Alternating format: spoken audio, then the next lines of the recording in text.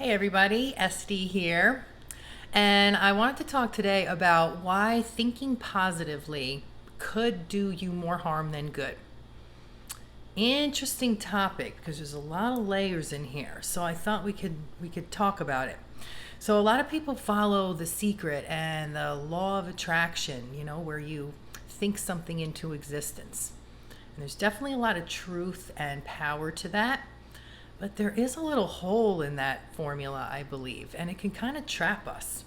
So I just wanted to come on here and give you guys my perspective on looking at thinking positively about things.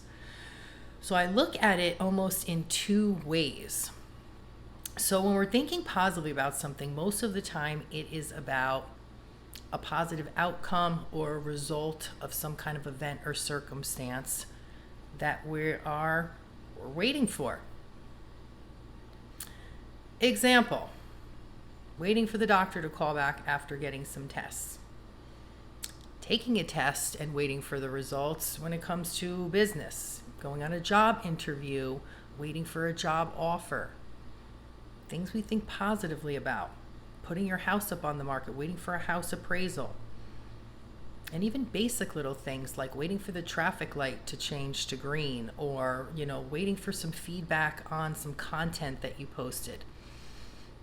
These are things that we do that we're waiting for a result or an outcome of.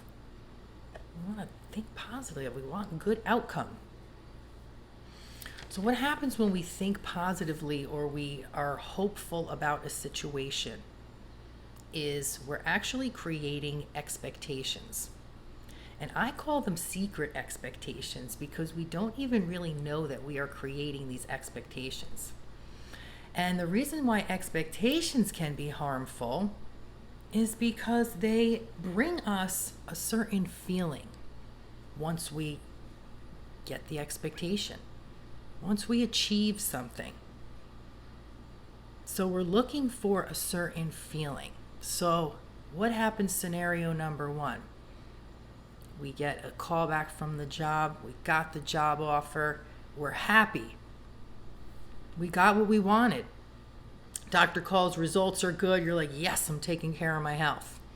Appraisal came in high for the market. You're like, yes, we took care of the house properly. All these things then go, yeah, I did a good job. I did it. I must have done something right in order to achieve this outcome. Great. But on the other hand, if you don't get the result that you're looking for, there's disappointment that comes with that. And now you're disappointed. And why are you disappointed? Negative self-talk starts telling us that we did something wrong. Maybe I didn't take care of my health. Maybe I didn't keep the house properly. Maybe I didn't do well on that interview. And now all of a sudden, that secret expectation that we had turns into something that's making us feel icky and gross and bad about ourselves and possibly turn into shame. And that's never a good scenario. Leads to other things that don't feel good. So thinking positively only worked when you got the outcome that you wanted, that made you happy. Even though you don't know where that outcome came from or why that outcome is the way it is. Maybe you didn't do good on the interview, but somebody else took the job and then left it the next day and you got it. Point is, we just don't know. So you can't control it at that point. But you can control the way you feel and your expectations about things. So thinking positively about something means that you're actually putting in the effort to create an expectation. Obviously, we want good things to go on, but putting such a focus on the thinking positive will put the same amount of focus on a negative emotional feeling if the outcome doesn't turn out in our favor. That's what I mean by that. So, I'm going to tell you guys how to think about it from another way in a minute. But I do want to bring up another perspective in a way that has to do with when it doesn't just have to do with us. When it doesn't have to do with whether we did a good job or not a good job, resulting in the outcome we got. It's when we have to work with somebody else. when we're doing something with someone else, an action or event with someone else or a group of people. Even just the example of in life doing a favor for somebody, whether it's working with somebody in an office or whether it's just doing a favor for somebody who asks you in life. And you do the favor for them, all is well, good, they got what they want, you were helpful. And then it comes down to you needing a favor from somebody. Again, at work, a friend, however it works. And you just kind of assume, meaning thinking positively, without even knowing it, asking somebody for the favor. Well, I did it for them before. Well, yeah, this is how I worked at the office with them last time I did it. Well, my friend drove me to work last time, so there's no problem if I call and ask for the same favor. If you get rejected, or the answer isn't what you expected, all of a sudden now there's a problem with that person. And the expectation is, why didn't that person treat me the way I treated them? Why wouldn't they do what I did for them? That comes up a lot. As simple as, somebody grabbing coffee. One day you're getting coffee, you think of somebody else in the office, you bring one to them too. The next time you see them, they come in the office with 1 cup. You're like, yo, why didn't you think about me? I just thought about you the other day. And now all of a sudden you're feeling disappointment and mad and anger, and this brings resentment. And that's another whole video we'll get into. But this whole secret expectation thing that I'm now claiming here as something does tie back to our emotions of how we feel at the end of a result of something. And again, guys, we are doing everything in life. We make choices, we do actions, we participate in things in life because we're looking to achieve a certain feeling.